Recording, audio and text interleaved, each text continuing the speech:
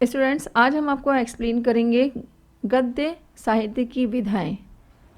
Students, हमने अपने पिछले वीडियो में आपको गद्य किसे कहते हैं और गद्य की इसके पहले की कौन कौन सी विधाएं हैं और कितनी विधाएं होती हैं, हमने आपको अपने पिछले वीडियो में उसे एक्सप्लेन किया है, तो उसे ध्यान से देख करके सुनकर समझिए। आज जो है गद्य की तीसरी विधा हम आपको एक्सप्लेन कर रहे हैं यहाँ पर, उपन्यास।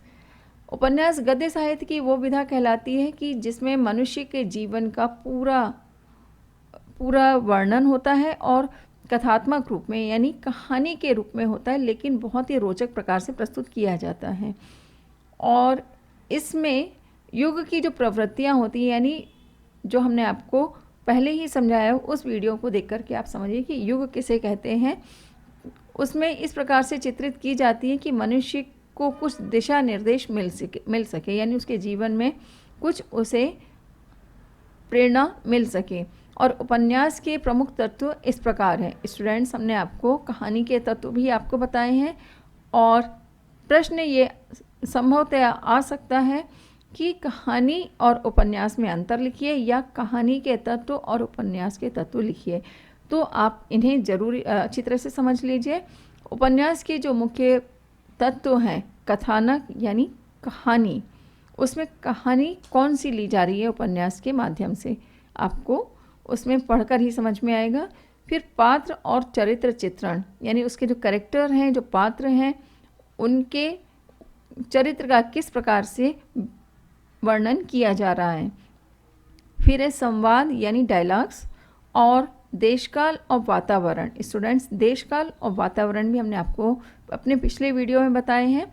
उपन्यास का अगला तत्व है भाषा शैली, यानी उपन्यास जो लिखा जा रहा है उसमें किस तरह की भाषा शैली का इस्तेमाल किया गया है। फिर उद्देश्य, यानी उपन्यास में जो भी लिखा जा रहा है, जो कहानी प्रस्तुत की जा रही है उपन्यास के माध्यम से, उसका उद्देश्य क्या है। फिर अगला है उपन्यासों के प्रमुख भेद इस प्रकार हैं। अभी हमने आपको उपन्यास के तत्व बताए हैं, अब हम आपको बता रहे हैं उपन्यास के भेद।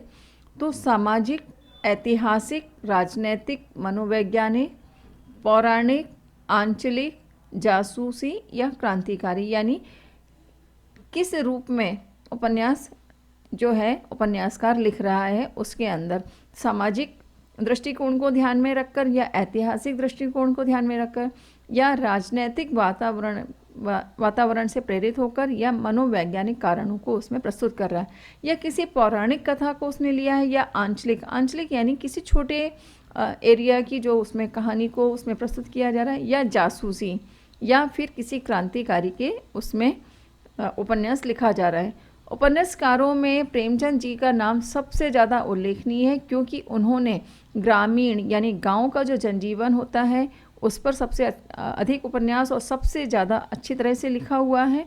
नारी उद्धार यानी महिलाओं के लिए उन्होंने विशेष रूप से अपने विषय वस्तु को उसमें उजागर किया हुआ है। मजदूर और कृषक जो होते हैं, उनकी जो दीन दशा है उसका बहुत ही अच्छी तरह से मार्मिक वर्णन प्रस्तुत किया है। इसलिए प्रेमचंद के उपन्यास राष्ट्रीय चेतना पर आधारित माने जाते हैं।